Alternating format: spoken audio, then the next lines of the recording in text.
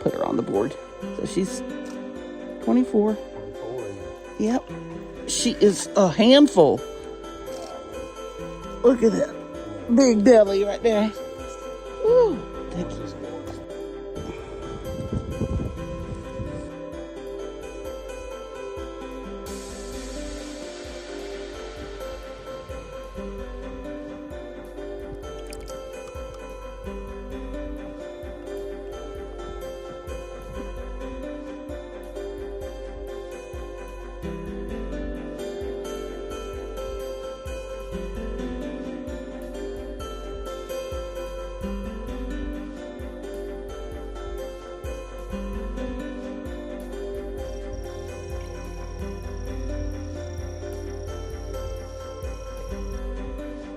Okay. Now,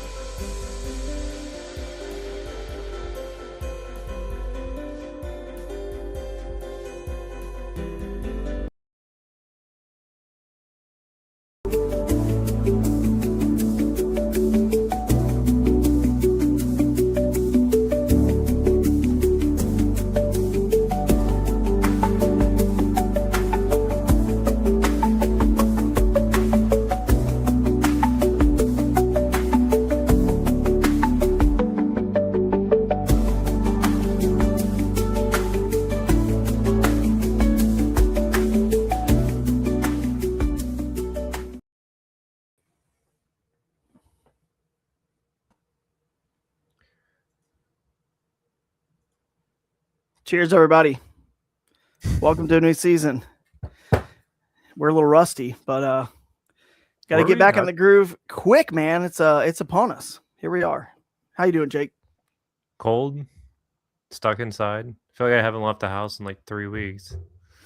So. I know, man. This is all the reason to be doing the Florida preview show. You know what I mean? Like it's not that it's super, super warm down there right now because they got some cold too, but it's a lot better than most of the country, that's for sure. And trust me, you can probably still catch fish on topwater. So that's where I want to be. Yeah, I'm kind of actually glad that I'm not going to the Kissimmee event now after seeing the weather. I was just like, Yeah, well, I'm excited. In 1 week, I will be leaving for the Bassmaster Kayak Series on Kissimmee. But appreciate you guys all joining us for KAS Live. All of our lives are presented by Raccoon Creek Outfitters, as you can see on the bottom right of your screen there. Appreciate Raccoon Creek for being a part of our lives. This is our Lines In segment presented by Sunline. We're going to chit-chat for a few minutes and then get to some news and notes and preview this Florida TallaBassee, like we're calling it, TallaBassee. So that was too easy. When I was naming this one, I was like, is this cheesy or is this good? And Andrew Hayes told me it was cheesy. But Andrew Hayes from Tackle Talk Podcast, when I pitched it to him, he said, you gotta go TallaBassee. It's too perfect. So that's what we're doing. So TallaBassee. Anyway, it's gonna be a good show, guys. We're gonna let you guys hear from our official kayak sponsor. So we got Brian from New Canoe that you and I talked to earlier today, pre-recorded segment, about 10 minutes chatting with him. And that's going to be our donation kayak for the charity this year, which is the ACA, American Canoe Association. A bunch of you guys out there certainly have wanted to get certified in kayak fishing and safety and instruction. If you're a prominent figure in the kayak fishing community in your region, you need to get certified. And it costs money. It costs it's probably more than $1,000. I don't remember what it costs. I got certified and it was lodging, couple-day weekend training, but you get excellent instruction by an accredited third party. And we are going to raise money through the kayak raffles this year to help you get certified without a dime coming out of your pocket if you want to do it, because that's going to help you be able to teach more classes in your local community there in where you live, and then save more lives, because we are tired of kayak anglers going missing and things happening. It's just been too many lately. So that is our charity for this year. We'll talk to Brian, and then got some viewer voicemails on a new segment, including one from our Visit Tallahassee partner, Taylor, who's under the weather, but he left us a voicemail. We're going to talk to him live and in person, but Unfortunately, couldn't make it, but we'll definitely see him at the event. But and then we'll talk to some anglers. You guys are going to hear all about the eligible water. We're going to pull the website up, look at the map, talk to the anglers about the rivers and lakes, and you're going to be blown away by the size fish that you're going to be catching down there. And many of you guys, I see you're all piling in the comments, are going to possibly need to go buy a longer catch board, and you'll see what I mean, because we have a extremely, what do you say, Jake? Extremely high intensity media intensive live stream tonight with a lot of photos and videos of giant bass. So get cozy by the fire if you're somewhere cold, and enjoy this one. All right. What do you say? News and notes? Want to just start there? Yeah, let's just get right to it. This is a preview show. We don't have time to chit chat. We want to get this stuff quick, and news and notes here. Let me pull them up here. I will be at the Columbus Fishing Show this weekend. I'm speaking on Saturday or Friday at like 1, I believe, and then Saturday at noon. So you can check me out there if you guys are at the Columbus Fishing Show. Happen to be over there. This is the Newport's News and Notes. Thanks for switching that over there, Jake. So appreciate Newport this year for coming on board and sponsoring the KAS. So next note here, I want to mention, hey, shout out actually in the comments if you're coming to the Columbus Fishing Show. Give us a little shout out, and Raccoon Creek will be there for sure again. I'm not sure if Loveland's coming or not. Usually they're there, but a few different kayak, shops will be there, so that'll be a good time. Kayak rigging contest with Raccoon Creek is always fun. So always a good show. Pack show, always. I'm sure it will be this weekend too. They moved it up from Super Bowl weekend. That might help. Let's see. Next here we got last week or 2 weeks ago, whenever it was, 3 weeks ago, we had Keith Stevenson of Kayak Angler Magazine on, and he almost was allowed to announce this or talk about this, but he wasn't quite. So I'll shout out Keith and Kayak Angler Magazine, our official media partner, one more time. And that's what he wasn't really allowed to say. They're allowed to say it now. They are our official media partner for the Kayak Adventure Series for the season. So if you guys are out there, and look, if you got sponsors, you don't have sponsors, it doesn't matter. If you're just doing this thing for fun, you fish one event, it's still cool to see yourself in the magazine, right? On their social media, in the print magazine, on the digital website. Well, that's what's going to happen this year. They're officially covering the events. They're covering the Angler of the Year, the Team of the Year, all of the end of the year races are going to cover it. You're going to get a big spread in the magazine. It's going to be pretty cool. So Kayak Angler Magazine's really, really stepping up big and covering the KAS this year. So that's pretty cool. And speaking of Keith again, with D Hooker, we talked about something offline. I told you about this, Jake. This is pretty cool. The a segment, we're going to have a little graphic for it, but I wanted to announce it now because I think it's pretty cool. It's going to be called Unhooked by D Hooker, and it's going to be a new bonus category. Again, see a theme this year. We're spreading the money out, the wealth out, the prizes out in a little bit different way where, like I said, 25% into the field where, the winner's still going to win a ton of money, right? But does it really matter if it's 6,500 or 5,000 or whatever? You know what I mean? Like 4,500. It's like they're still winning a lot of money, but we're going to spread that wealth deeper into the field. That way people just can come to these adventures, have a good time, and get a little bit extra covered. And one of those things we're going to do, I don't know the amount or how it's going to work exactly, but Unhooked by D Hooker is going to be, you guys submit your best video from the week. I don't know if it's just the tournament of the week. We'll figure that out. But the best video of a fish coming unhooked. So obviously the D Hooker tool is to unhook yourself, right? But we want to see the best because it's relatable, right, Jake? I mean, that's when we all lose fish. I mean, so Unhooked by D Hooker is going to be a chance for us at the awards on stage to show off the best video clip of you guys losing that fish, which probably cost you money, maybe the win, but a little redemption. It's you're still going to win a little something for having the best video of your heartbreak. So still good content. Another thing that's going to happen at the Leon County event, this Visit Tallahassee and Leon County, that we're going to have a graphic for, and you'll see, we'll put it on the bonuses and contingencies part of the website. It's called the County Bounty. If you stay inside the county, and this is probably going to be at most, if not all the events, you stay inside the county that is hosting us, which that's the whole point, right? They're bringing us in so we can stay in their county and hang out and, eat, drink, be merry, buy groceries, gas, whatever. So the County Bounty is a $500 bonus if you stayed in the county. There'll be some fine print. It may not be able to count, you guys sleeping in your truck for free, of course, but if you're staying in Airbnbs and hotels and campgrounds like that are, official campgrounds, not some primitive like $5 thing or somebody's backyard where you pay them, that's going to count. So the county bounty, $500 extra is going to go to the winner or the top placing person. We'll get the details.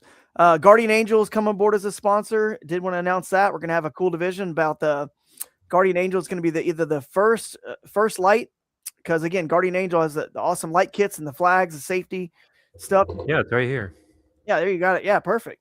I actually had it somewhere, but yeah, you got yours. Comes with everything you need and a remote. So, and I've actually got one of these on my kayak as we speak, so you can use it as a 360 light as well. I love that thing. I used it last year. I have the red and green and the because the Yakov Awards that Kayak Angler Magazine did, they sent us one, all of us who participated. So I have one. It's awesome. I love it. And like you said, the remote control works with it. It's just magnetic. It clips on. Lots of ways you can mount it actually, but we're going to do a cool category. It's Guardian Angel first light and maybe even the last light on Friday. But what that means is the first bass. It's the first bass, right at first light, and then possibly even the last bass. You get extra little bonus ways you guys can win, even if you don't have the best tournament. There's all these little extra ways you can kind of win. You don't got to keep track of a lot of them or do anything really fancy or special. You're just going to hear your name called. Hey, you were the first one to submit on Saturday morning, and that's our Guardian Angel first light bass, and you'll get a bonus for that. So that's pretty cool.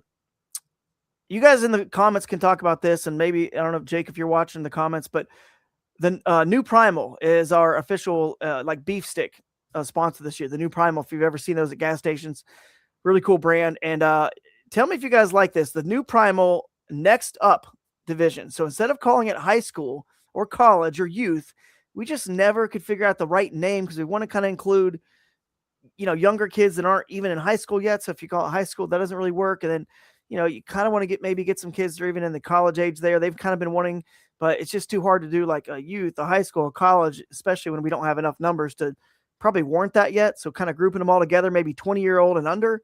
You guys like that? Like the Next Up, I don't know, New Primal Next Up division. Just comment if you guys like that, and just be, take over for what used to be the high school division, but it's just kind of our next generation, Next Up.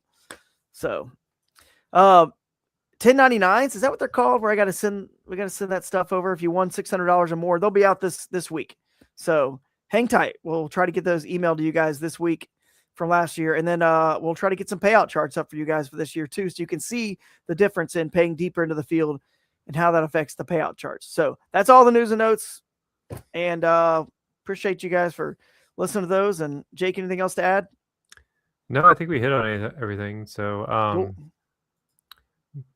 We can do the video. I think that's probably the most logical step here before we bring people in.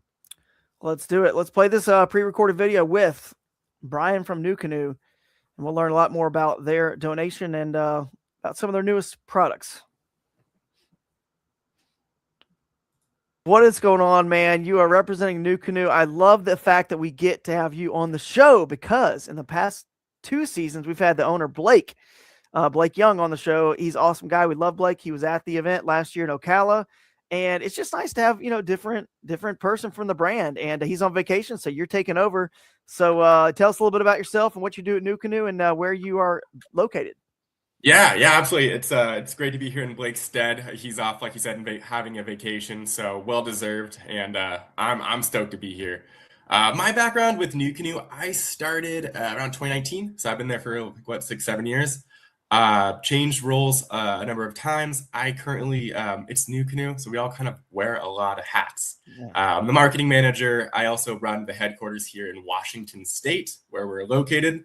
And then I'm also the team administrator. So it's kind of the 3 big roles there. So encompasses a lot of things. There's a lot of different directions we're going all the time, but I love it. And a big part of what I do is product design and then also running our photo shoots. So it's great to see the product start and then get it all the way to the end and be able to help showcase it there. So, yeah, that's awesome, man. Yeah. So Blake just coincidentally took off on a vacation, probably somewhere nice and warm during the middle of like an ice storm or nearly snowing in northern Florida where he lives now, I guess. But anyway, maybe he was at the Seahawks game. Who knows?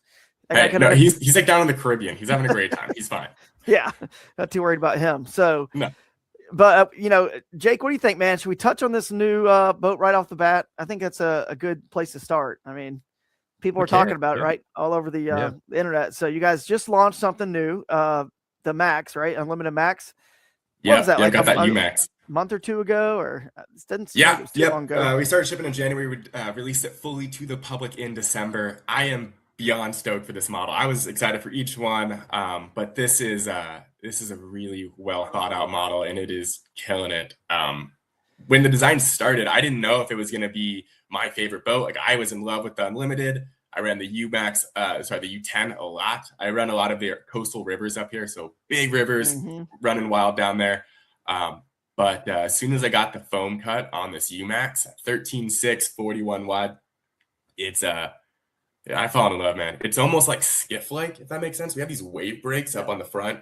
You can kind of see it in some of these photos, but it really shunts that water well as you're coming up through things, keeps a dry deck. And I didn't know that extra foot would benefit me as much as it does my fishing styles, but it is phenomenal. It is a lot of fun out there. Yeah, it looks cool. You guys are the official kayak sponsor for our TallaBassee event. And, last year you guys gave away U10. Probably it might be U10 again this year. Who knows? We'll find out more later. But all the proceeds, of course, are going to go towards charity. And this year it's the American Canoe Association, where we're trying to raise money for scholarships to get more people, more kayak anglers certified in kayak fishing. So that'll be pretty cool, because then we have more people out there teaching safety and kayak fishing that are actually accredited. You know what I mean? We've just lost too many people lately. So that's pretty cool that you guys are going to kick off the season again down there in Florida. And we did see Tyler Bean. He'll be on the show later. So we saw him right here in this photo. He's going to touch a little bit on the boat, as well as he's fished some of the waters down there. So we'll hit on that again. But Jake, let's talk real quick about the size of this boat, because we're starting to see that the trend lately in the last few years has definitely been bigger, and KAS allows, we're diverse. We like to allow, big kayaks with motors and electronics and all the fancy stuff, live scope. We accept it all, of course. And then we like the opposite, where we love it. You could go just take a U10 and throw it in and still win without any electronics. So talk about the trends you've been seeing, Jake. And if you have any questions for Brian, go ahead. Yeah, I mean, we've seen, I think, pretty much every kayak retailer now, and manufacturer rather, has made a bigger boat. And when I saw this, I was like, oh yeah, here comes another. But then I was really surprised by this kayak, how light it was for the length, the width, and the fitted weight. Like, the entire package, it's lighter than some other kayaks that are like not as long as it, not as wide. And I was really impressed by that. 100 pounds. It also paddles good, apparently. And I'll ask Tyler about that, because he's the one who actually told me that. But yeah, that surprises me. Yeah, definitely pretty cool. Look at that. You got 3 guys here on this, on this one. So I think it'd be an awesome hunting boat too, which I know New Canoes, like that's definitely something that has always been part of New Canoe. A lot of people hunt out of New Canoes. Yeah, it's been a part of our DNA the whole time through. Yeah. It's something we've seen grow in the last recent years. But I'm excited for the UMax to get into the hunting sphere as well. We have some great stuff planned, and we're trying to kind of keep eyes on that as we head into the 2026 season. So you should see some pretty cool stuff from the hunting side. That's cool. I like this page you guys have here, because it shows how diverse it is, with this quick connect thing. You might want to touch on what that really is, the quick connect. But look how many different options you guys have here for rigging motors. Absolutely, man. And our big thing, again, is to let you kind of choose your own adventure when it comes to rigging. We don't want to lock you in anywhere. So yeah, we have our quick connect system. So you see the EPS there in the top right. These are on unlimiteds, but we're in a work in progress. We'll get these updated soon. But what you have with that is your foot or hand steer. That's when you're seeing that New Canoe with 1 foot steering, which is awesome. Goes to the back, and with 1 pin, you choose whatever motor you want. 180, NK300, Torpedo, whatever it is. Also got the rudder option for you. You can drop on just a straight electric trolling motor, gas outboard, you name it, we got an option for you. That's pretty cool. I can actually touch on the hand steering, because Blake sent me the hand steering. He sent me a foot steer and hand steer. You may have, who knows, you might have been the actual one that shipped it or sent it, who knows. But I actually used that to help me get 10th place at the Bassmaster Kayak Series Championship in Lake Fork. And I've got a whole video showing it off, and I mentioned it's the New Canoe hand steering on my YouTube channel covering that event. So if I can pull it up, maybe I'll find it if in a minute find that video. But it was pretty cool because I actually did like Guillermo does. I took a page out of his book when he had that PVC pipe on his to extend it up so I could stand, because I run the Torpedo. So I used an old Benny Branch's paddle. So it was like a broken one that was, so it's it's even much lighter than a PVC pipe would be. It's just so light and it sticks up, and just able to, crank on it while I'm standing and fishing, and still have my stern mounted motor, which I prefer for rivers and the shallow waters and places I go. Cause you can, as a bow mount, you just hit something and you're done. You hit stumps and you just fly forward if you're standing or whatever. You can't really use those as well in rivers, places like that. So the stern mounted ones, you can see the obstacle and avoid it, but the bummer is you can't stand. So I loved it. I'm going to try to find that, Jake, at some point. Yeah, Jake found it. All right, man, you're on it. See, there it is right there. Yeah. And I talk about how I'm using it and I zoom in, you can just kind of zip around. So there we go. Yeah. That's a great option. Yeah. Guillermo loves his. The standing up, being able to steer, I kind of like stand, I end up kicking my foot steer often when I'm like running different places, but having the stick control there, it seems nice. I haven't tried it yet. Yeah. Very cool. I think it's just a nice blend, for sure. I mean, because we can't have two motors, and I think it's a little dangerous to have two motors, and KAS, we don't allow that. It's like, it's just the best of both worlds, so I love it. But you guys, you're gonna have a great year. You got great pro staff, great people on board at the company, and of course your pro staff. Love everybody out there for New Canoe. Appreciate the support. And I don't know what else you guys want to touch on. Anything you can think of, Brian, like where you guys are headed and this year and what you're up to? Yeah, I mean, it's one of those things that we're always looking to innovate and push forward, and the UMAX has been received super well so far. I'm excited to kind of get it on the water, like you touched on, pushing into new areas. So we have our ideas of where it'll sit in the market, but we also let the market talk. So we're excited for that. And then also always innovating, moving things forward. So be on the lookout. We're gonna have some cool stuff.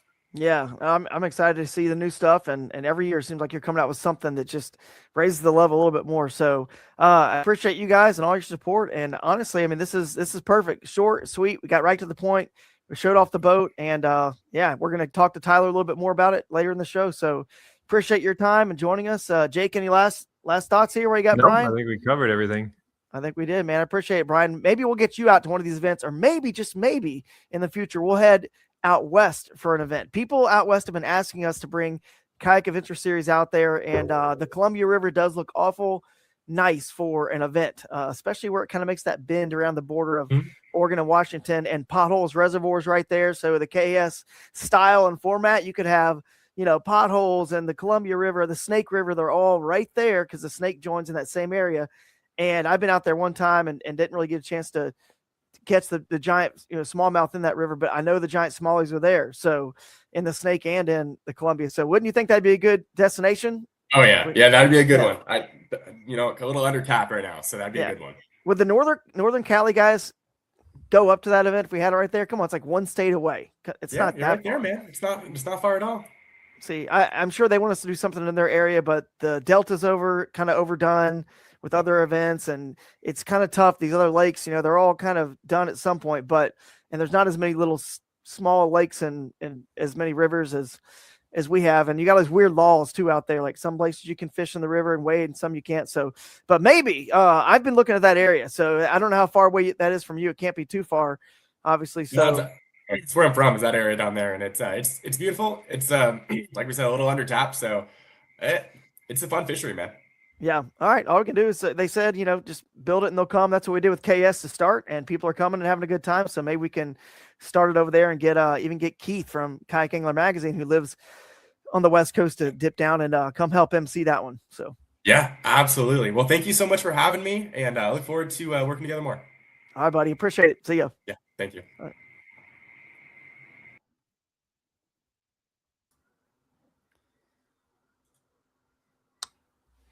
All right. Back at it. That was pretty good. Yeah, I know. Getting back in the groove, man. Get back in the groove. See everyone's comments there. Appreciate you guys kind of getting back into it as well.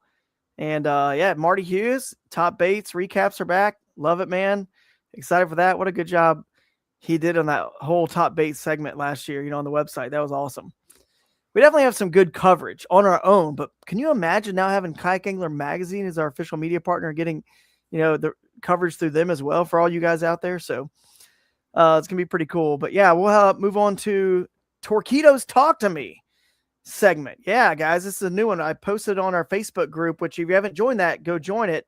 Because apparently we just can't get people to move over to Discord, which is 10 times better, but you guys still want to use Facebook. Cool.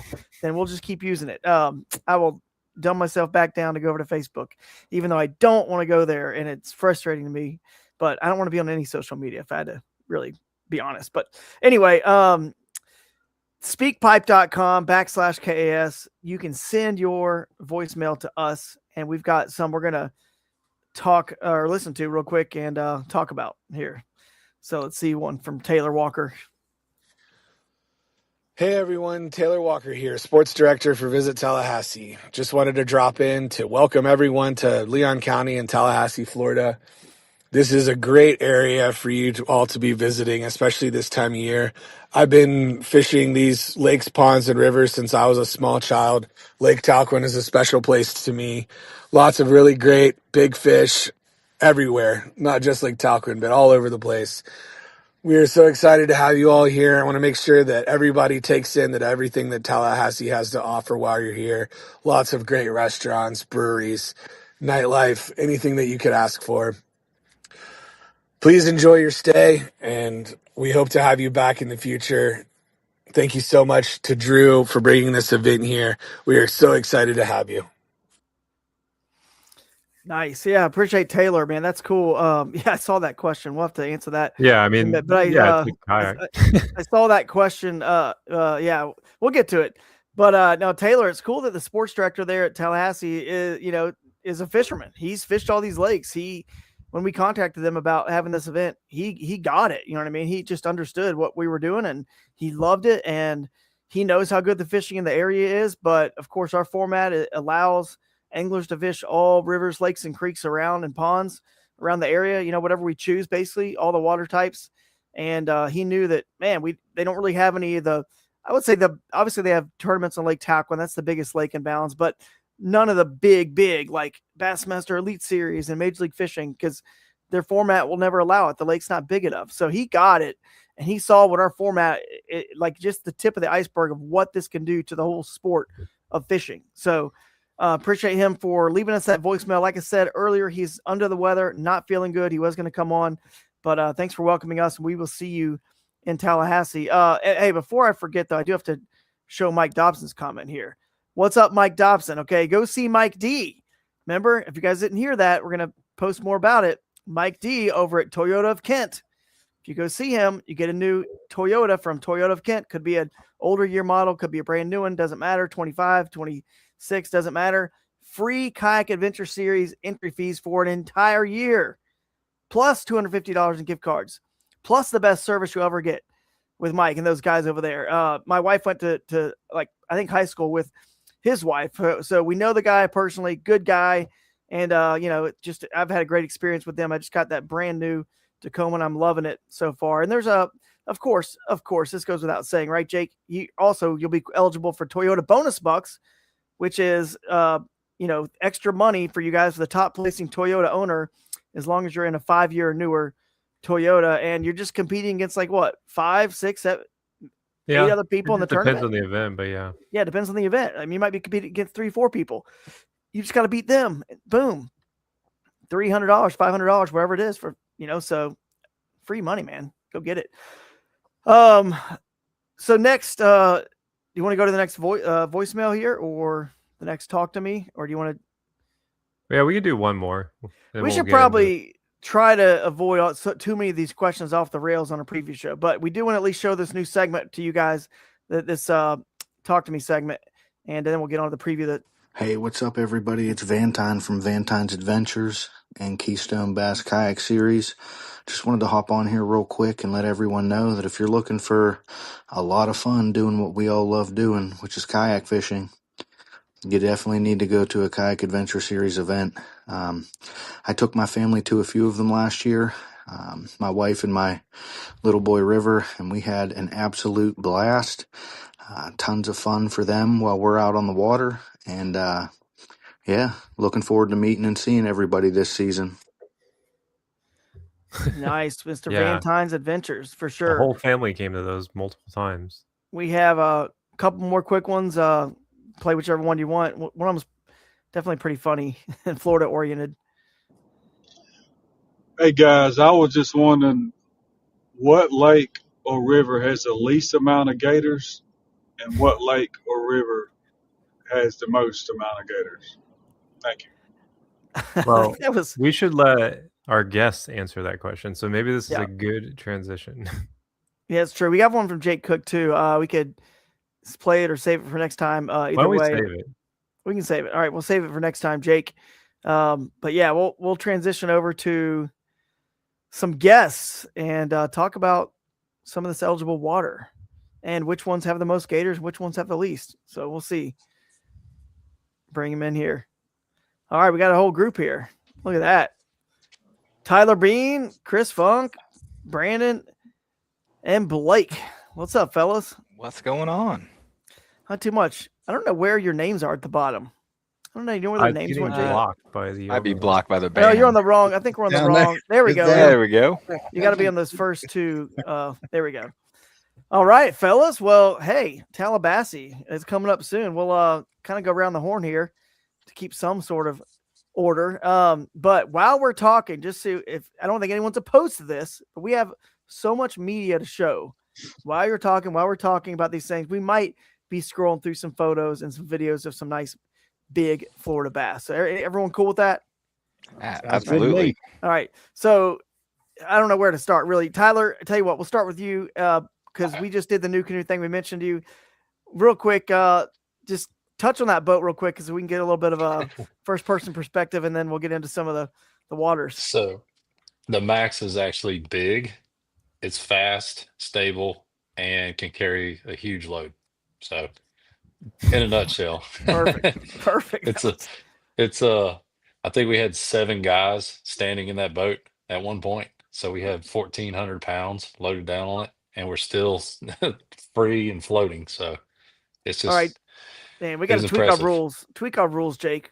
We need to go into our rules and say if 7 guys can stand in the kayak and it still floats, it should not be allowed in the Kayak Adventure Series. We should tweak the rule. But if you guys don't know, if you've never looked at our rules, we have a length, total max length plus width, you know what I mean, measurement that's legal for KAS. We have a few other restrictions. You know, it can't be metal. It can only be a metal canoe. Everything else has to be, you know, a kayak material, right? So anyway, go check it out and you'll see the actual, whatever you want to call it, dimensions and for legal eligible watercraft for the event. So, so Tyler's with a pro staff with New Canoe. He's from the Savannah area. That's right where you live now? Yeah. South Georgia. And so South Georgia. So you fished a lot of the, North Florida and all that area. So that's why you're on here, guys. That's why he's on here. Chris Funk, I've known you for a long time from Jackson Kayak days. We've got a lot of photos here from you, from Gene. We'll try to show Gene's first because we already have them queued up, but then we'll show some of yours as well. But yeah, we fished down there together. You fished down there a lot because you're in Georgia, right there in the Phoenix City, Columbus. So you get down there. And if you guys don't know, Chris Funk is one of the best photographers, outdoor photographers you'll ever we're going to see some of those photos. Yeah, man. So anything you want to say about this event real quick before we get into more? I would say the gentleman that was concerned with gators, honestly, down there, to me, a manatee is going to be your biggest threat. So if you're paddling through any area that's brackish, make sure that you're making a little bit of noise because you do not want to surprise a manatee. Gators don't want nothing to do with you. I paddle the Okefenokee Swamp regularly where you're seeing, 250 in a day, and every one of them's bigger than the boat you're paddling. Down there, you'll see a few, but that is not the concern. The concern will be if you spook a manatee in shallow water, that is like getting hit by a fleshy torpedo. So that's what you need to watch out for. Don't be real stealthy if there's manatees around. That's true. And I actually, why is that showing up now? I was trying to show a picture of yours, but that's overriding it. There we go. So this is down there. You got this photo with Brooks and I, this owl, Yes, sir. Trying to eat that that frog. That was one of the coolest photos I think I've ever seen. There's just no telling what kind of wildlife you guys are going to see down there. And I was going to quickly show some of your photos now, Chris, because I know you're at work, and I figured we talk to you real quick first. If everyone's cool with that, that way you can, if you need to bounce, you can. I appreciate it. Just thank y'all for letting me be a part of it this evening. Yeah, absolutely, man. Thanks for sending these photos to us. This is one I want to show right here, because it's a cool aerial shot, of some of these spring-fed rivers. If you guys will see, we'll look at the map in a little bit, everybody. But you've got, the Wasissa, the Wakulla, the Osceola, and there's some others, I think, too, that are over there that maybe are in bounds. I can't remember that. But there's some that are spring-fed like this, and they're just so scenic and beautiful. If nothing else, go float one just for fun, one of your practice days, just because it's worth it, Definitely. And I've got some other ones here that you'd sent. It's just some beautiful shots. Let's see, pull this one up here. There's our man Brooks Brady. tends to find the big critter. So if Brooks is there, follow him. That some gun's got a lucky rabbit's foot stuck somewhere in his PFD. Yeah, he's a good dude. It's wanting me to remove a photo before I add another one. So let me quickly remove we got a one. lot of people in here, so yeah. Just it can only do 10 image files at a time, it says. But this could be. Is this a Swanee? Oops. Hang on, I got to remove one more. Oh, remove it from the studio. That's where I messed up.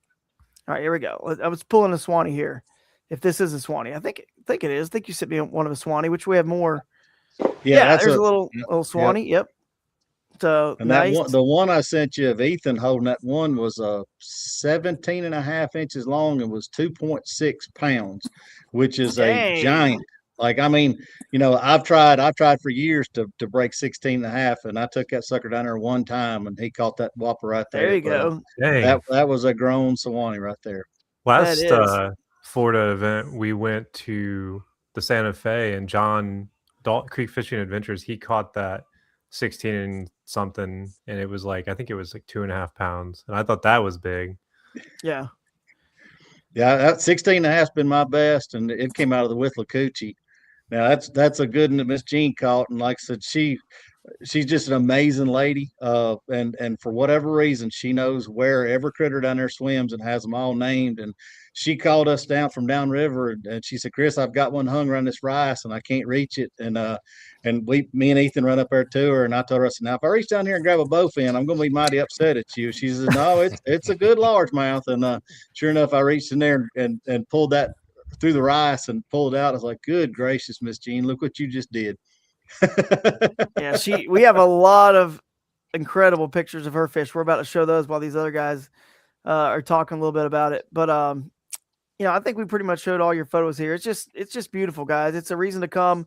The warm weather, the unique species like the Swanees, even the Chipola River has some shoal bass that's in bounds too that you'll see. And you could make a stop in and catch some saltwater fish, do a little saltwater inshore fishing as well. Some great redfish in the area, and trout, flounder, all that good stuff in the area. So it's worth the trip for sure. But yeah, Chris, you've done all those rivers. I think as we'll see, and we'll get into this with Blake and Brandon, because they're on the Florida Bass Nation side, and really, I mean, just hammers, local hammers. No, like seriously. But this is going to be the cool thing about all these events. If you guys don't know, I selfishly pick the locations. Sometimes it's because I've been to these locations, and I think to myself, how is the rest of the kayak fishing world never been here? I need to give them a reason to go. This is one of those special places, because you do have the spring-fed rivers and all that cool stuff. Then you've got the Blackwater rivers, okay, because they're different. There's spring-fed and Blackwater, and they all have bass and good ones.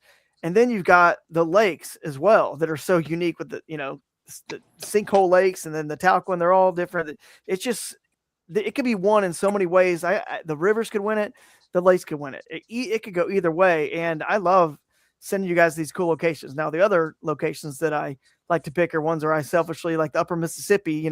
I want to go there because I've never been there. So I got a little bit of both happening here, but there, I can't tell you where to go and what to do, guys, but there are giant bass. And I'll show you one of the biggest ones from Gene Wilson here. I don't know if I should show this one first, if it's going to scare people when I put this on the screen, but Yeah, she fishes, just so you know, I don't know where this one came from, but Jean sent me a message and she said, this is now again, this isn't tournaments. This is Jean just putting on a board. The mouth's not closed, but that is touching almost 29 inches. So, you know, we know it's not like that's 26 with the mouth closed. Okay. It's like 28 probably. So it's a giant fish. You might want to go buy a little, the next size up catch board is all I'm saying. I mean, we had 3 over 25 at our last Florida event. Mm-hmm. So this is true. So Gene, I think we had 4 over 24 as well. Maybe 5, because I think Daryl caught a 24 or something as well. So there were some big ones caught. Mm. Yeah, I mean, she's fishing the lakes, she says, and the rivers. So it's from all these, you know, all these. I'm not even going to read them off because they're pretty much all the ones on the list. But I don't want to like say anything specific. But she's basically there's like 6 different places these fish will come from. So when I show these pictures, you know, you don't really know where she's at. But I'm just saying this is what lives there. Okay, what's the record, Brandon or Blake? What's the record currently for the Florida for 5 fish? Is there a record somewhere that we know of? 110, 112, 115? Is it 116? The best 5 in a monthly, I think Richard White had like 116 or something like that in a monthly event. Didn't somebody just have like 128 inches or something crazy in the KBF regional thing? Which was I never saw that. But yeah, I think it was over the course of like the season, but that's still insane if you think about it. Oh yeah. So this one here looks like a 20. I mean, the mouth's almost closed on that one. So yeah, it's almost a 27 with the mouth closed. It's touching 27. Man, so that's a dink compared to the other one, man. I know. Yeah, what a dink. Come on, dude, what a rat. Squealer. Look, I can't see the comments. There's probably people right now saying I'm heading south. They're like in their car right now. Like I'm gone. This one looks like it's only a 25 and a half or something. This one looks like it could eat me. I was thinking about flying to this event. Now I'm starting to rethink my decision. Yeah. That one looks like it's hitting 11.2. Now I know her biggest, she did say her biggest was, and I don't have a picture of this one on the scale. Her biggest largemouth bass was at 15 pounds even, almost 29 inches. And the biggest bass, her next one was like 13 pounds, 27 inches. So some big ones for sure. And you can see it goes across the whole length of it's the old Kusa HD that I designed back in the Jackson days. But that's just enormous. And so that was Chris's photo. Let's see. Where's another Gene? Thank you, Chris. I don't think I could have gotten her. There's a video. She definitely would have gotten there he away. is. There I am. Yeah. Look how pretty you are, gal. Oh, my gosh. Gene showed us all up. Look at that. Goodness gracious. Put her on And that's a board. regular occurrence. Gene showing us all up. 24. 24 even. Yep. She is a handful. Golly. Look at that. Big belly right there. Beast.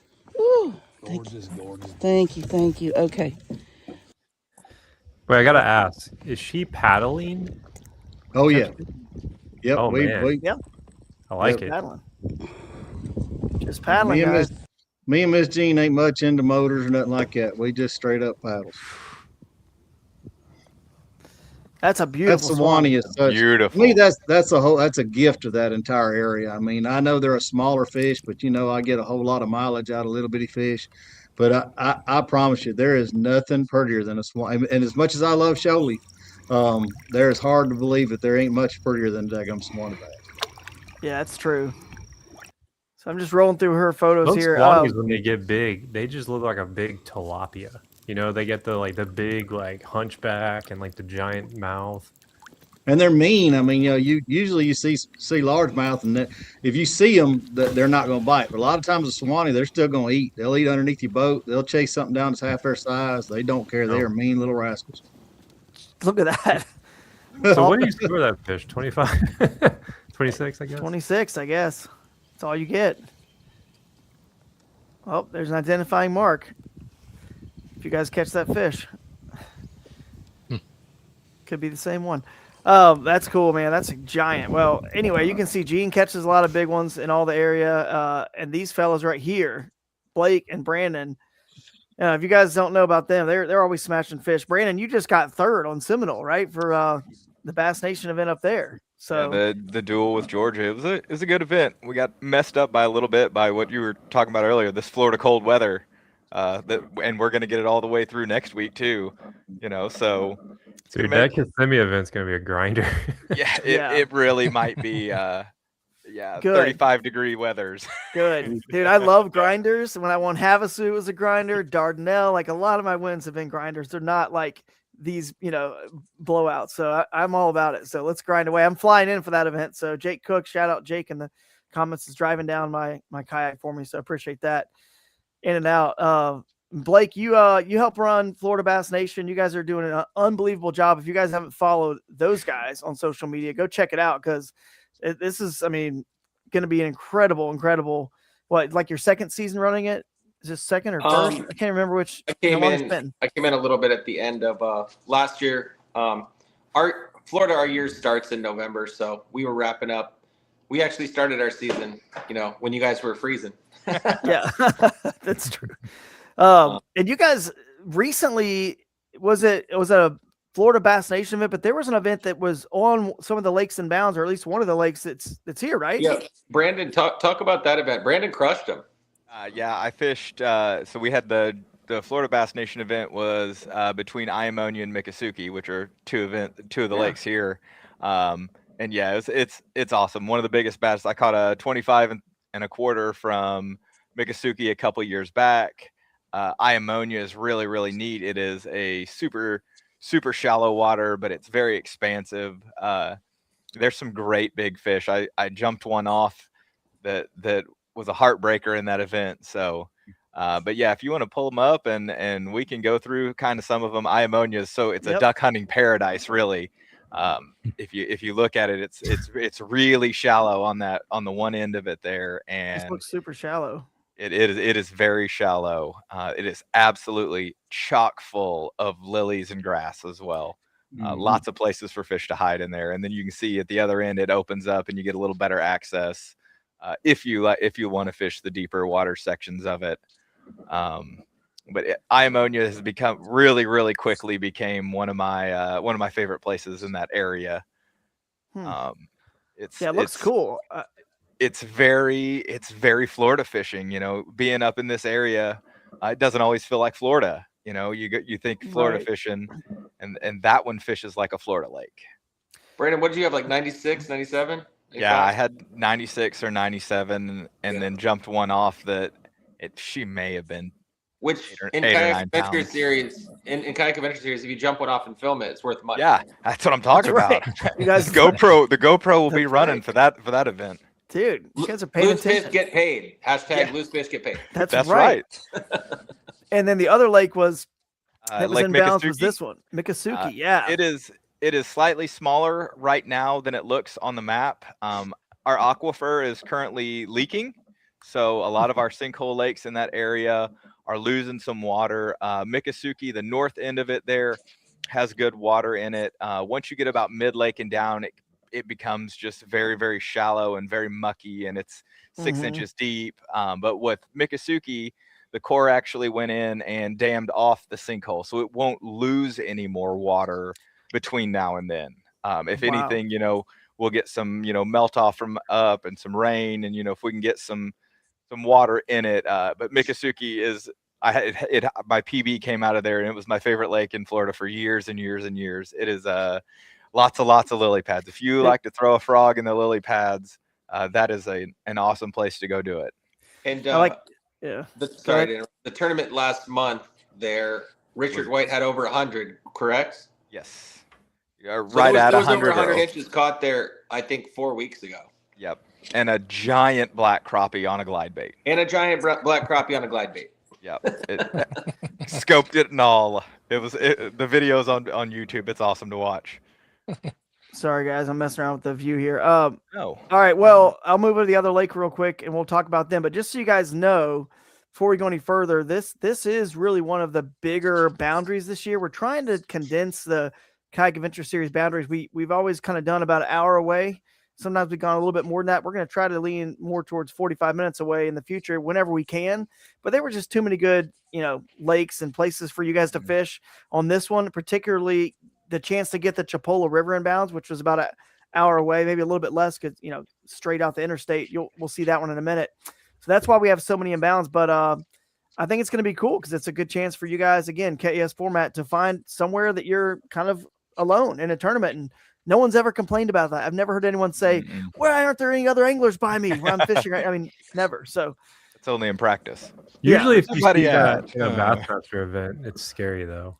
And yeah, absolutely. It could be a good thing or a bad thing. Now, I will say this, you guys, of course, don't tell us too much, just keep it nice and general, but if you know things about these lakes, just give us the general. But I'm just kind of like, the beauty is I don't know all these waters. I'm just kind of throwing in here any of the major, bigger size lakes that I see on the map. So I have no clue, but this one was good size and it had a public access, at least one that was right here I saw. So I said, you know what? I'm putting it on the map. So Carr Lake is what it's called. So I don't have any experience there. I know some people that have been there. It's going to fish a lot like a Miccosukee or an Iamonia. It's just going to be a shallow grass filled, go and throw a frog all day kind of place. And those are my kind of places. Yeah. Or like a gambler, the March Madness, you could throw on like a gambler, Big Easy or a frog. The guy that caught the giant last year at Half Moon was on a Big Easy all day. Mm-hmm. So if you're coming to Florida, don't be intimidated. You can literally lock in one bait and just throw it and reel it in all day and catch 10-pounders. That's right. Pretty neat. Chris Funk, you were telling me that Jean Wilson, all she throws is like two things. Yep, right? She throws a paddle tail and a speed worm, and that lady will wreck them on it, And I love the billy goats. I love throwing them billy goats and skipping them back so far and stuff that you got to have a machete to get a fish out. Yeah, and she still wears me out throwing the same two things. It's like she totes a crate that's got about 90 pounds of them in it. And it's like, Miss Jean, you don't have to tote all that. You only throw two rods, two lures. You don't have to tote 90 pounds of baits to do that. But like I said, she's a special type of woman out there on the water. I tell you, she's something to watch. Yeah, I love Florida, man. It is so like.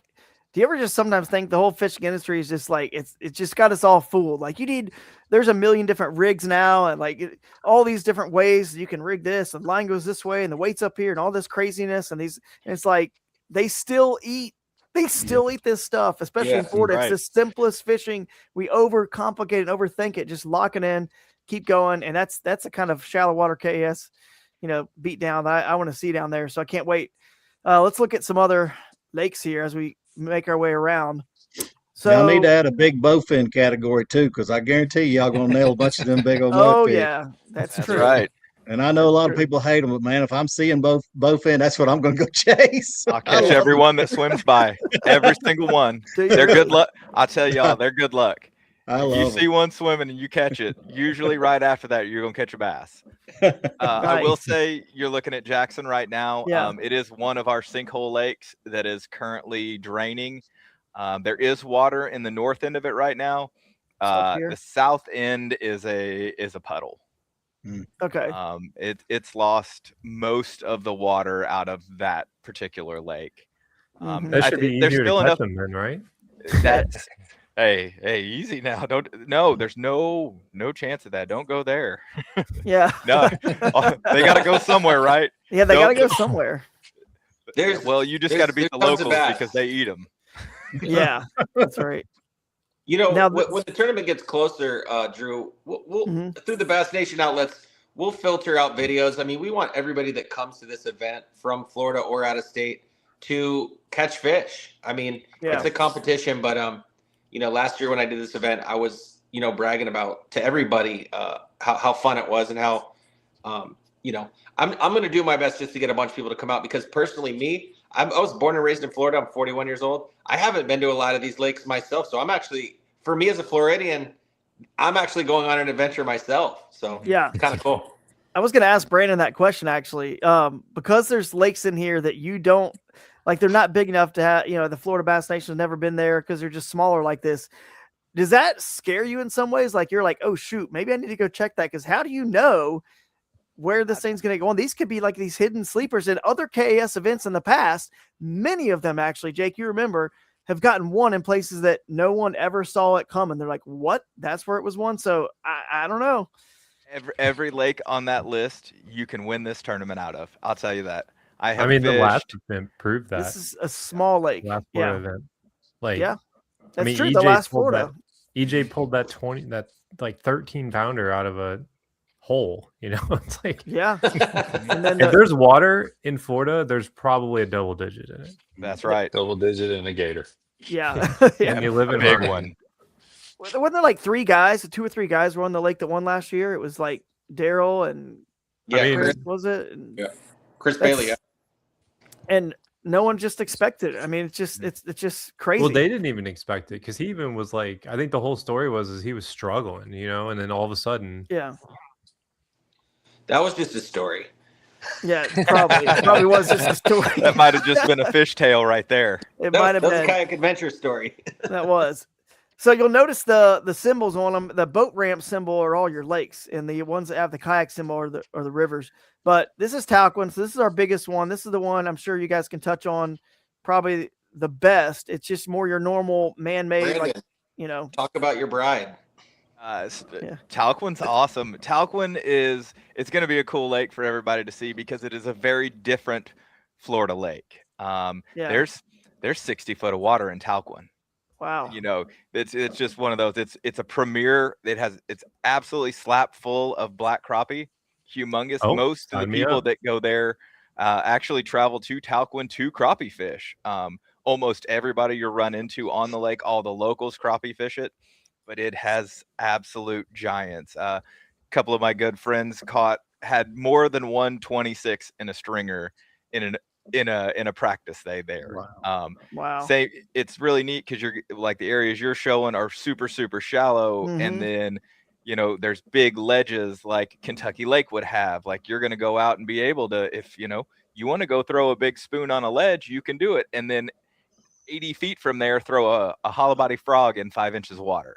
Wow, that's awesome. It's a really awesome fishery. It has some absolute giants. I was in a derby there a couple of years back on the same day as a boat tournament, and I happened to walk by weigh-in, and I watched a guy pull 13 and 11 out of the live well at the same time, one in each hand, and I had like 88 inches that day, and I was like, "Woo! What was he doing different than me?" Oh, I caught him in 35 foot of water in August, and I'm like, "What? Wow. Wait a minute! I got to do something different here."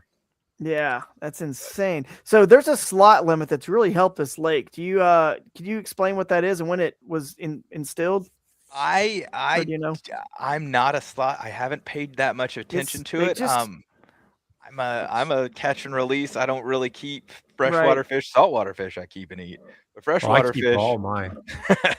Maybe someone can Google that, or someone in the chat tell us what it is. I know they just it just got put in maybe a few years ago. I don't know, but it's like 18. It's something to 18 or 18 to something. I think it's one.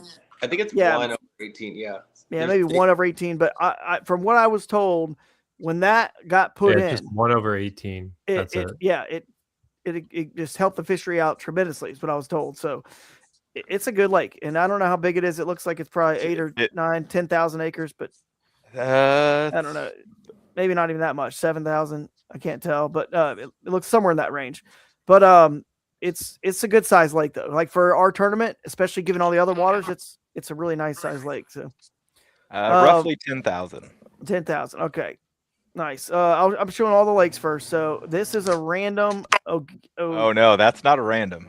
It's not random. Okay. Oh, that ain't random right there. Easy Pond. So that is going to give you a different look at, again, like this series. You're going to get a lot of different looks at the state of Florida.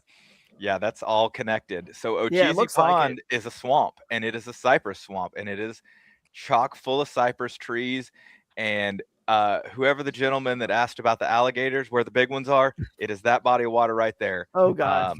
It's 17 miles all the way around it. I've made the trip all the way around it once. It is crazy shallow in spots, and then it'll dump into a pocket, and there'll be 25 foot of water.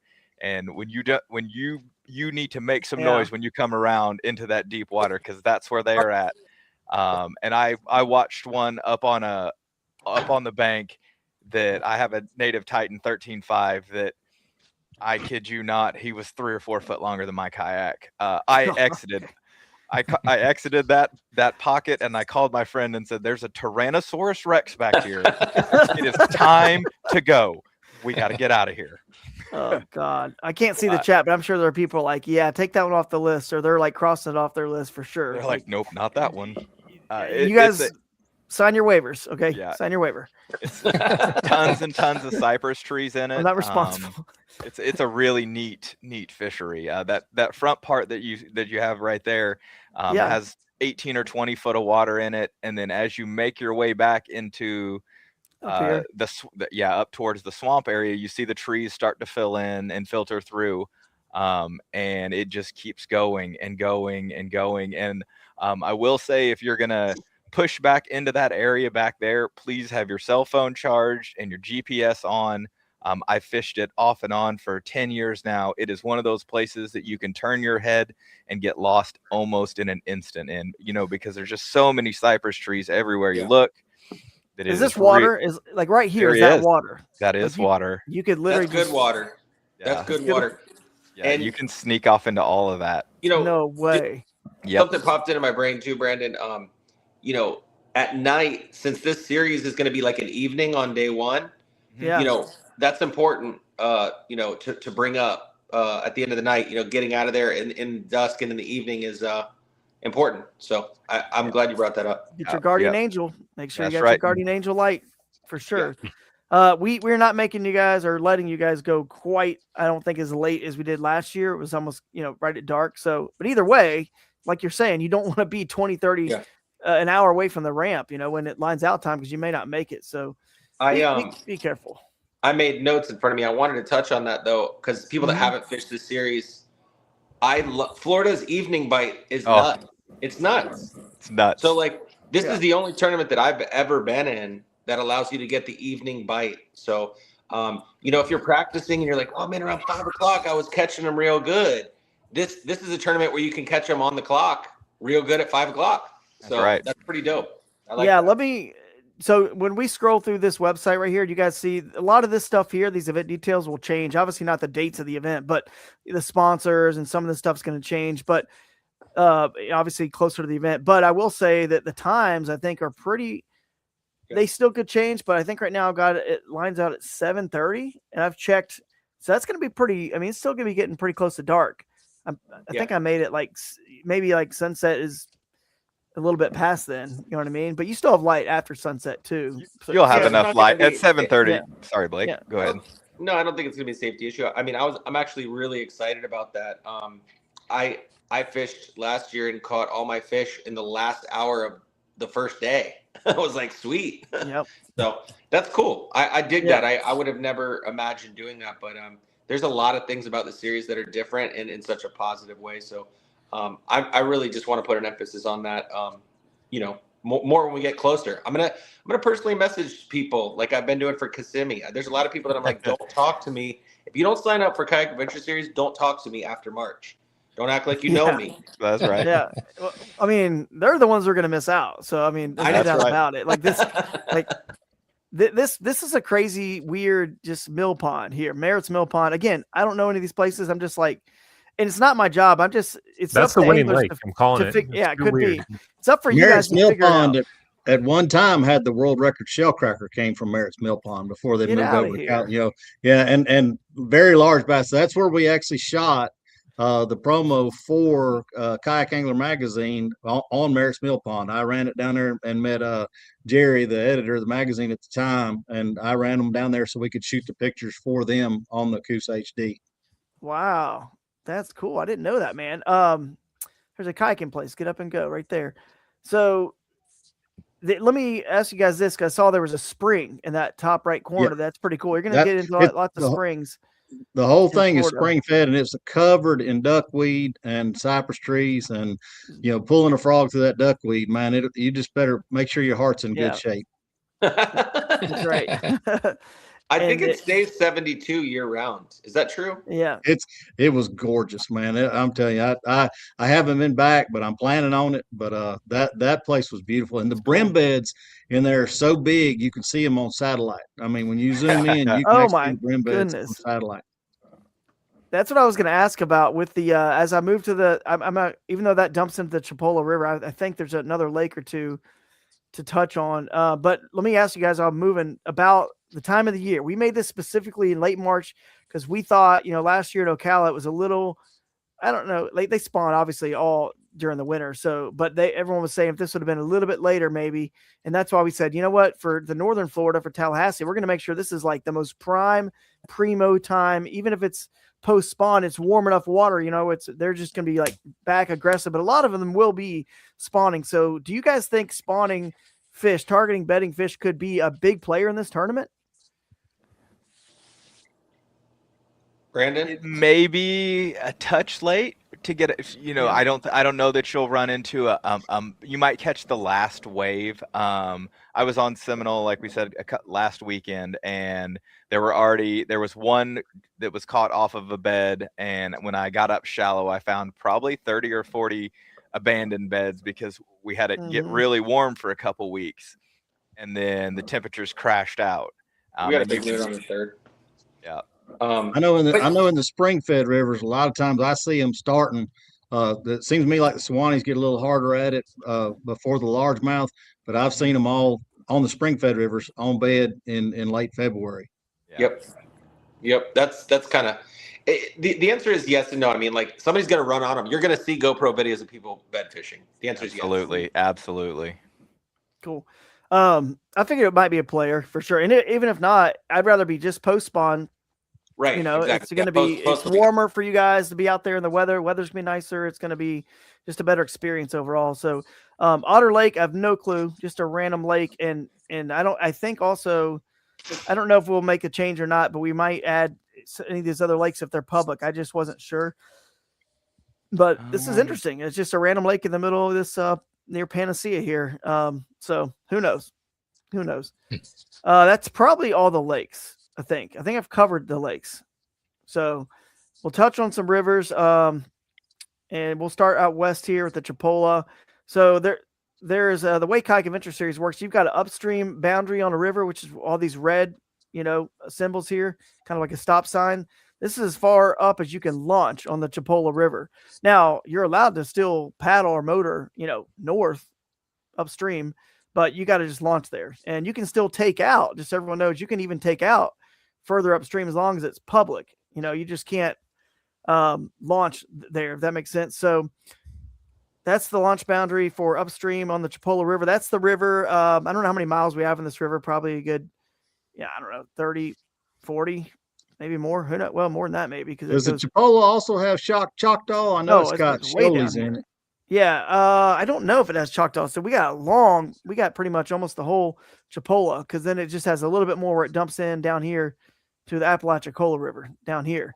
So we have a lot of it. And that is the last fishable population of shoal bass. If you are interested in catching a Florida shoal bass or any shoal bass, that's the only place you can do it in this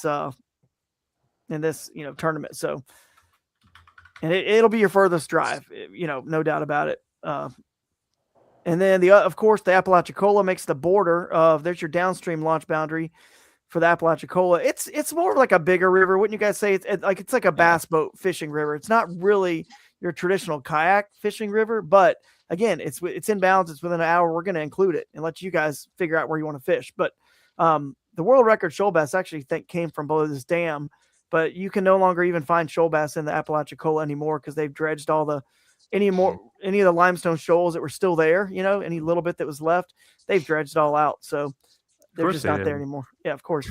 But the most of your rivers are going to be now, and again, anything that flows into those rivers counts. So if it's not listed on here, it doesn't matter as long as it flows into one of these core bodies of water, right? And you can get to it from obviously within inside the rules is the within best the way. rules, right? Yeah, that's You the best get way to to stay. it within the rules. So like And you can't portage over the Lake Seminole Dam and go. Yeah, you can't go into Lake Seminole. And you can launch again. Remember, Kayak Adventure Series, you can launch anywhere public. So these are your launch boundaries up here, but of course, you can launch anywhere between this point and this point on the Chipola that's public, anywhere, and take out anywhere. You just got to find it. And sometimes we have to confirm those access points, and of course, we have a lot of GPS pins from Tourney X. So the Ochlockonee River is the one that actually makes Talquin, and that's marked right here. And of course, it's goes That's an down. interesting looking one, actually, both on the upper and lower ends of it. Mm-hmm. Blackwater, yeah, just a Blackwater River. The record Swanee's caught out of the Ochlockonee, isn't it? Is it? It might have been. I think. Are they pretty prevalent in that river? I don't think they're prevalent, but I know the Georgia record's in the Ochlockonee, but I can't remember where the Florida one was caught. It might be in the Santa Fe. I'm not sure. The record's 3.2, isn't it? Something like that. Yeah, something like that. Yeah, it's right at just over 3 pounds, or it might be. I couldn't imagine this. That. Yeah, this is the Wakulla River here. Fish.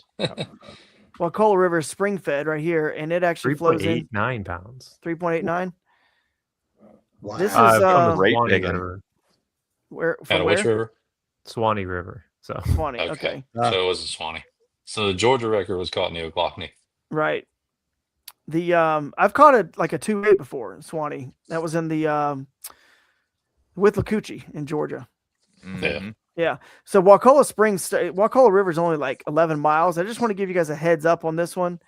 It's you could touch on this too, Chris. You got a more current story, but I know that saltwater blew up in here on one of the last hurricanes, because you can see this gets brackish right at this bridge. It's already brackish. Just so everyone knows, this is you'll brackish. see sheephead underneath that bridge. Absolutely, redfish, Really? sheephead. You can catch them all right here. Yeah. So sheephead and black drum. But, Swanee bass are in here. Or it used to be, not so much anymore, but there it is, right there. But they're the FWC is removing them out of the Wassissa and restocking that area. Yeah, trying to get it back up. But Jameson and I were down there shooting an episode for his show in December, and it was rough. I mean, we definitely got our eyes beat out of us on that trip, and had to pull out and go make some changes. But still a beautiful river. But right now, let's just pray and hope that she comes back to what it was, because it used to be right there around the bridge, TNT. Yeah. You could just wear on them, and you couldn't hardly see a fish. It was yeah. It hurt my heart to see it that way. But like I said, I've got hope for the future, because I think they're really trying to bring it back and get it like it was. But Hurricane Michael wrecked it, just like it did the shoalies over in the Chipola. Hurricane Michael did a lot of them in, and they're breeding and restocking them. So like I said, it's in good hands, I think, anyway, just from an outside point of view. Yeah. Just a heads up, if you do need to rent a kayak, or just if you've got friends or family coming, you got wife, kids, or whatever, this is a good place to rent from. And Robert does a great job. They're going to be pretty busy. They may not be able to run a shuttle on some other river, but they can certainly help you out on this river. But we've already told you it's not probably the place to go to because of the hurricane. But I've stayed at Shell Island Fish Camp many times. It's a good place to stay if you're going to stay down there. But they used to have, it's probably not there anymore because, like I said, the saltwater ruined it. But they used to have, do you remember this, Chris? The pet bass they used to have right underneath this dock, because it was brackish. The last several times I've been there, there's tarpon 7 feet long underneath that dock. That's crazy. Is that one of those places where if you go to try to catch the tarpon, they yell at you? Yeah. No, these guys. Well, I mean, I wouldn't want to fish there, but these are good old folks, and honestly, they got a really good tackle shop right there too. So if you're down there and need something, but when you walk in that door of that bait shop, on the door jamb, they've got all the hurricane marks of where the water came up, and Michael was as high as my head standing at the door in that bait shop right there. That's crazy. But yeah, they used to throw shrimp out, just raw shrimp out, and then the bass, they'd be like 7, 8, 9 pounders just eating them, just like they were just pets that lived under that dock. So that's cool. But now that right here, it's still kind of brackish saltwater here, of course, but it meets the St. Mark's River. That's another river that's in bounds. Access is a little tough on that one, public access, but it's a kind of a blend between a spring-fed river and a blackwater. And a little story about the St. Mark's is kind of funny. You remember that goose attack video that I had that went viral? That happened about right here on the St. Mark's, so about right here somewhere. That's also where the owl picture came from. You remember? That's true. Yeah, the owl picture. Up there, yep. So just so you guys know, I've never fished anywhere upstream, but as you can see, like it just sort of disappears into the, like you guys and Brandon was saying, there's a aquifer underwater, and you keep going up and it'll pop up again, like out of nowhere. It'll pop up. So the Osceola River is actually a lot worse. It's like up, down, out of the ground, into the ground, out of the ground, into the ground. And you could probably legally fish, anywhere that you can publicly get access to on that Osceola. We'll get to it in a minute, but St. Mark's has Swannies in it too. And it's probably we think that one's still okay from the hurricane. Yes. It was when I was there last spring. I took Angie down there. She caught her first Swannie, and we had a good trip down there, even with the high water. Yep. We're about to wrap this up, guys. Thanks for hanging in there. We were going to end around 9:15, so we're not too far off here. But the Wassissa River is a really cool special river. It's kind of like the Wakulla that just starts out of the middle of nowhere. I mean, right here, just boils up right here. And anyway, you can float down. It's crystal clear. There's another little spring that feeds it right here.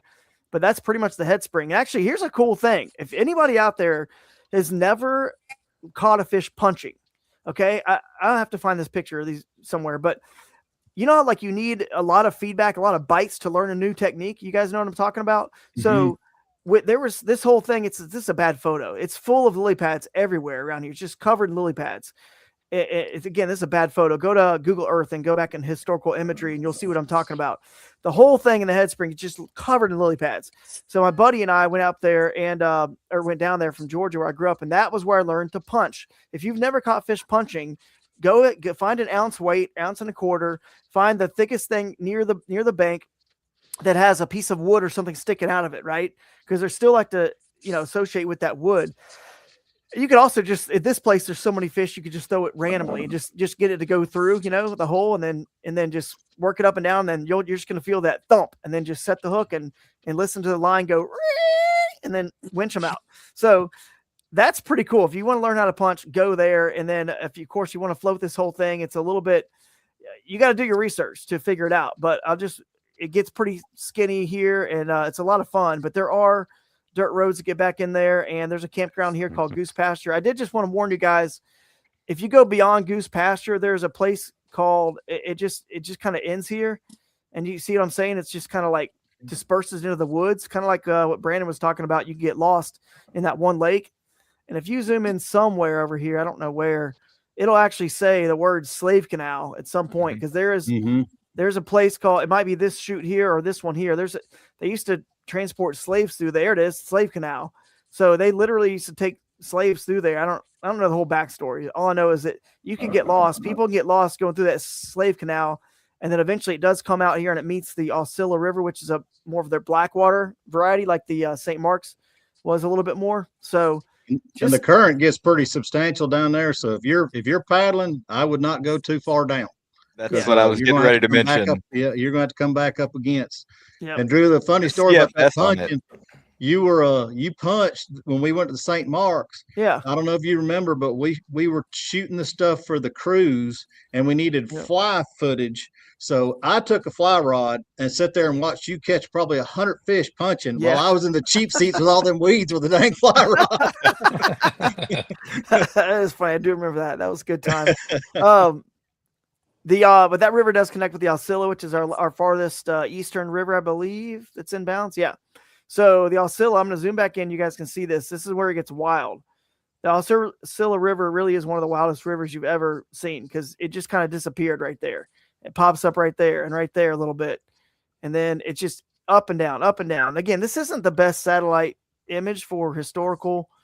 It'll drop 25 feet. I mean, it's amazing how far that river goes down, and it's just little old tiny pockets and puddles under the water. And next thing you know, it's up flowing.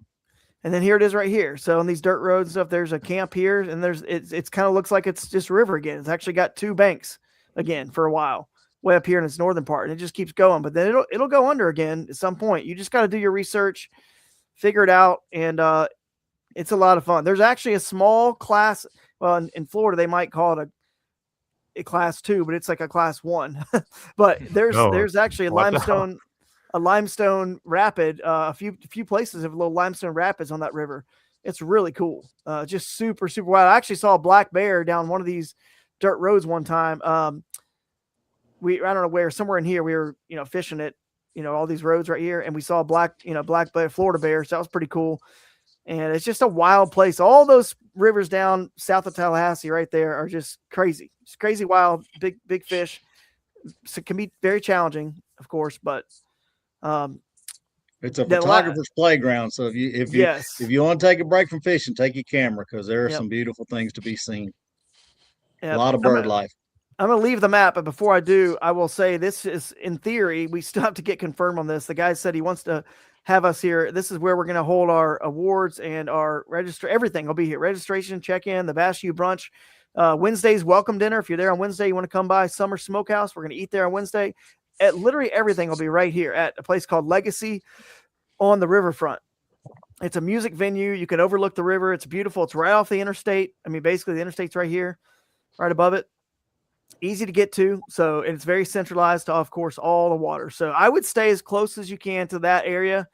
And of course, if you look up Leon County, you'll get the county bounty. So for staying in Leon County, and that's in Leon County there. So it's pretty crazy. I don't know what else we need to go over and talk about. Anything we haven't really touched on. I mean, it seems like it's gonna be a fun event to me. I just can't wait. I want to get down there right now. So I'm going in a few weeks if it don't freeze. Yeah. Let's see. Was there any comments that we needed to touch on about that had questions about this event? We had the FluxJet one, which you can use a FluxJet. Like, I think there's no question about that. And somebody asked if we could use the KAS logo on the Blue Fox 10 card, and I said yes. So those are the only two questions. That was a pretty funny comment. I saw that from Curtis. Toyota of Kent, K-E-N-T, Kent. Just to clarify. I don't know, man. Anybody in comments have a question? We're going to wrap this up. That was perfect. I figured it'd take us about till 9:15, so an hour and 15 minutes. But last thing for Blake, are you guys are leaving that weekend open, or are you having a joint event? I can't remember what you guys decided to do. We're doing a joint event. Perfect. So it'll be Saturday or is that both days combined? Whatever you decide, we're going to do. All right, cool. You the boss. It'll probably, let's think about it. And maybe you guys can just kind of, I mean, there's pros and cons. Our event will be a solo event. There won't be teams on ours. That's the only thing that we're pretty adamant about. So, KAS has a solo division and team division, but we will just have a solo. Yeah, that's cool. There's pros and cons. I've always said, like, the pros are if somebody doesn't enter KAS because they can't fish Friday, which you don't have to fish Friday. It's 5 fish between Friday and Saturday. But of course, we're all competitive. No one wants to leave 4 hours of fishing on the table to their competitors. You know what I mean? So some people might say, well, that's great. I'll fish the Florida Bass Nation on Saturday only. But so that could be one reason to make it just Saturday only. But on the flip, unacceptable. I thought you said it was up to me. No, I mean, I don't care. I think it could go either way. I don't really know what's better. We're just going to do our best to put a spotlight on your event, and we want you to come back. We want all the national trails to come to Florida, and if any Florida angler is watching this, the only way to get them to come here is to participate. That's right. Florida is notoriously stingy, so it's tough. It's because they said the guy Jake was running it, and they were like, "We don't want it." Yeah, we're out. Nope. So maybe, tell me if I'm wrong here, but maybe Tyler, you're in Georgia. We've got people in Alabama watching. Rob Jolly was on earlier. Lance Cooley. We've got lots of Alabama anglers. Dude, Tallahassee is right freaking there next to Georgia and Alabama. Right there, guys. So if you guys, Georgia and Alabama, I'm calling you out. If you guys don't come, and then if we can get, your Florida Bass Nation enough for you guys to come. And then, hey, speaking of which, anybody out further, Louisiana, Mississippi, even your East Texas, and it's not, your West Tennessee, it's not that far from it's like way closer than Ocala would have been. You know what I mean? So this is a good spot in Florida. I think it's a good spot to pick. So we'll see. Somebody, I hope we can change that, Jake, for you. I hope we can change. Yeah. I'm actually thinking about driving now because there's a lot of stuff on the map where I was like, oh, that looks interesting. That looks interesting. Yeah, you can check it out on the way. You could the way spend weeks there and never touch the same one. Yeah, I mean, it's just. I mean, I was thinking that halfway through. I'm like, I'm so glad I'm in this chat because I'm like, this is cool. It is. We did a little part of it. Little practice work for you. And then if you throw in salt water, good heavens, that's the beauty about it. If you're just casual fishing down there, if the wind gets up in the salt, go play in the fresh. If it's a good day, go back out to the salt. And when I finished up my 50 species for my 50th birthday, the majority of the species I caught came from that whole area right down there. It was like 20 something species of fish that I caught in just a few days fishing down there. We got a question here from Fire Ant Fishing. So you want to answer that one, Jake? Yeah. Yeah, he just asked if you could take out and go somewhere else. Absolutely. That's always been, I think that I encourage that, honestly. Like, I've done it before. So yep. I've done it as many as 5 times. I've done it 5 times in a tournament, at lacrosse, I did move 5 times. At Dardanelle, I've moved 5 times. That's a strategy for sure. And it actually really, I can see the future of kayak fishing where our vehicles and the tires and every brand and company that manufacturer that is involved around the vehicles, our vehicles are as critical as the Mercury outboard and the Yamaha and the Suzuki is to the bass boat anglers. If we don't get out of that dirt road, you know what I mean, down to the Osceola River, then I'm done. If my strategy was to go to this one hole, this one section, the one little spot, pop in, get out, go somewhere else to another, then I'm done. So, and not only do our trucks get us on the highway miles to and from locations, but we rely on them even during the tournament in tournament hours. So listen up. Speaking of which, we do have Toyo Tires as a sponsor this year. So we have a tire brand. We got some other big non-endemics coming on board, and that's where we got to keep growing this thing. Get some bigger companies like that aren't even in the fishing industry to start to wake up and see how big kayak fishing is. Because if you do any research on it, I'm going to whisper this so no one here is going to be offended if you're in a bass boat. There's more people fishing out of kayaks than bass boats. Oh no! Already. Yeah. Whoa. So it's a growing sport, and that's just going to keep going. So. Anyway, we're on the right track. Hey, last thing also I can think of, I have a lodging option. I might have to cancel an Airbnb down there that's on Lake Talquin. Amazing Airbnb. If somebody needs an Airbnb, I'm not going to let it just go off to some random person I don't know. If people in KAS want it, it'll sleep like, I don't know, 6 or 8, something like that. Probably got 3 bedrooms and some couches and whatever. It's right on the lake dock. I mean, it's perfect. It's 20 minutes from the Legacy at the riverfront, our headquarters. It's perfect. If you guys want it, let me know. We have another one on the lake already, and then another one that's off the lake that I've got for staff and different people that we house. Some seminar speakers that they're going to come in. So speaking of which, that Friday brunch is pretty cool. If you guys weren't a part of that at any of the events last year, we started to get like 45, 55, 60 people at our Friday morning Bass brunch. We're gonna talk about a lot of the cool stuff. I'm going to definitely have someone in there talking about the rare black bass species in the Southeast, because as you're coming to and from, obviously you got the Swanee and the shoal bass, but we're going to talk a little bit more about those species and all the species in the Southeast. And they're just bucket list fish that you might want to catch, on your way in North Georgia or Alabama, get some of those rare red eye species. And, it's pretty cool. So we'll be talking about that a little bit in one of the seminars, and it'll be a fun time. So, Tourney X is the app, correct? Yep, that's correct. Perfect level adventure fish. Thank you. And any other thoughts, guys, you can think of? Comments? You're gonna reel a fishing bait by a 10-pounder if you fish this event. You are going to reel a fishing bait by a double digit. Okay, we're gonna end on that. We're gonna end on this. Everyone's prediction. Just right now, Brandon, you could go first. Okay, it's 5 fish over the course of a day and a half of fishing. It's like one day is like a 9-hour day maybe, or 8.5, and the other day is 4 hours. So, or more than that, 4. It's a 7:30, so it's 3 to 7:30. 108 and 3/4. 108. So we're gonna make an all-time record, because 107 was the record set in Ocala last year. So even though 106 was almost beat it for smallmouth at broodstock, almost beat it with smallmouth. That's a huge bag of smallies. Yeah. Hey, we go to good places at KS, dude. We go to good places. It's worth the drive. All right, 108. Who's next? Blake, want to take a stab? Jake said Florida was stingy, but has the biggest bag. It's not stingy on the size of the fish. Maybe the anglers. No. I'm so petty. I'm going to go to sleep thinking about that. We're going to show out. We're going to show out. You know, a 108's bold. March can do it. You know, anything over 100, there will be over 100. Is the team series a combination of 10 or 5? It's 5 from each, so it's 10 total. So it's 10 total? Yeah.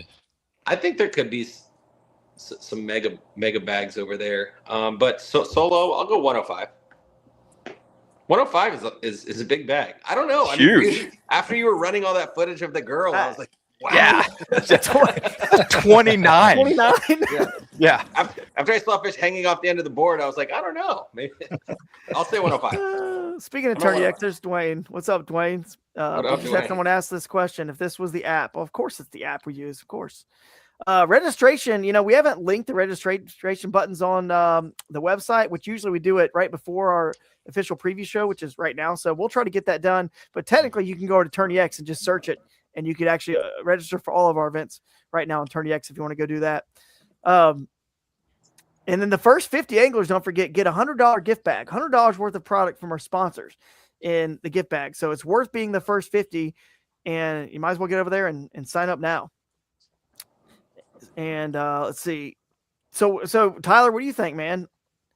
I was going to say 105. I'll go ahead and say 106. I like it. You gotta Price is right him. Price and right him. That's what I'm going to say. 105 and a quarter.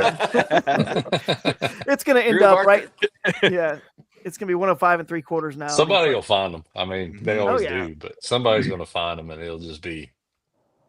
Where you at, Chris? 120?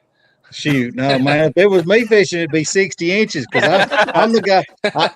I'm attracted to them McDonald's bass and quarter pounders. And Drew would tell you, I'll sit there and burn up 3 or 4 foot bags of trick worms trying to catch dinks just because I can catch 90 of them instead of chasing one big fish. That's right. Swanee slam. You're a micro bag division. You know we have a micro bag. I love it. It's the smallest 5 fish, Chris. I'm serious. It's a winner take all, $25. It's $25 to enter it. Winner take all. It's a little mini insurance policy, and people have won as much as $500 in it. So if you guys want to enter it, you can enter the team division, the individual, and the micro. People do it all the time, all 3. If you're not having a good day, it's the smallest bass, but 5 inches is the minimum. That's gonna be hard to find.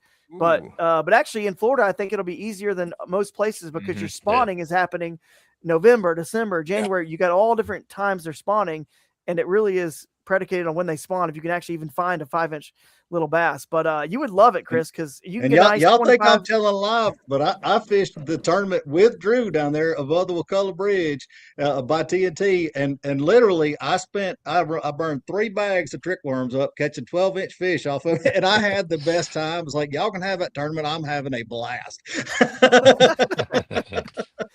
Oh man, that's funny. All right, well, I'm gonna say it's gonna be like I'm going to go above everybody. I'm going to go at least like 109. Oh, I'm going to go up. I'm going to say we're going up. I like it. I think with that many hours and someone gets a Friday, I mean, someone gets this mega 25, 26. They've now got a lot of wiggle room, man. I think it can happen with that many hours. So it is definitely not a stretch down there. I mean, that water, it's just a gift from God. I'm telling you, it is such a beautiful place, and the critters, and I've just, like I said, it's an entire experience, even above the tournament fishing. But you have the possibility of wrecking your personal best time and time again in a day. Yeah, absolutely. Saying hey to Andrea here as well from the ACA, which we already talked about, our raffle kayak going towards scholarships for anglers like could be you guys, could be Blake, could be Brandon, who knows? Tyler, could be you, man. People that really Chris, you should get registered, man. Anyway, certified one of these days. Kayak fishing and instruction and safety. So anyway, but our scholarships will go to you guys to be able to do that, and we will cover it with the cost so we can save more lives. Jake, what's your last one, dude? What do you think it's going to take to win it? Because we're going to roll this back and actually I'm gonna say something crazy and say 104. I think it's gonna be. I got sandwiched. Yeah. I thought he was gonna go above me when he said something crazy. I did too. Yeah, he said crazy. I didn't think 104 was crazy. No, 104 is a bag. Small ball, man. No, I like that. I like that. He's just hating. I thought I was shooting for the moon at 108, and then Drew right over the top of me. Well, if 107, I mean, I don't know, man. I don't know what fish you've ever seen come out of Orange Lake and some of those other lakes there, but we just looked at a 27, a 29. Like, I mean, come on. I mean, I Seminole wasn't put up expecting 106 105 inches inches of swamp. in practice one Did day, it? and 106? Seminole doesn't have the quality of fish that area has. And a good friend of mine practicing for this event last weekend put up 106 in a day. That's true. And Seminole's got a ton of northern strains. And they're in it northern too. strain. That's what I was going to say. They're northern strain. Yep. And some of these here are more pure Florida strain. Yeah, Florida bass. that's right. Dude, I think someone's gonna hit I should have said like 130. It won't surprise me if someone cracks 110. It truly won't.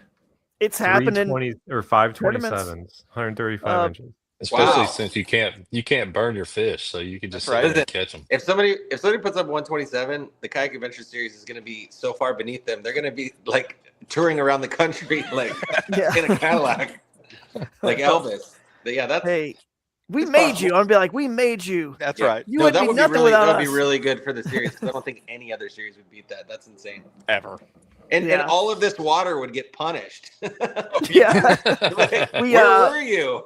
Yeah. We've never had an event won with less than 90. And that was only because it was a flooded, hurricaned out Susquehanna River one-day shootout. So we always go to good places. Even in Ohio, people poo-poo. The event was won 96 inches, man. It's great fishing. People loved it. Like, dude, this is underrated here. So we find the places that are untapped, untouched. And with our format, we can create a puzzle in this zone of these are the, you figure it out, electronics, no electronics, river, lake, creek. It's really cool, man. It's like the UFC. They all come together, all the styles of kayak fishing, and duke it out. And we're going to duke it out at TallaBassee. And appreciate you guys and your time tonight. We had a great show. So thanks for all the comments, everybody. And I guess that's about it, right, Jake? Yep. All right. I'm really bad at ending things. So someone else just end something.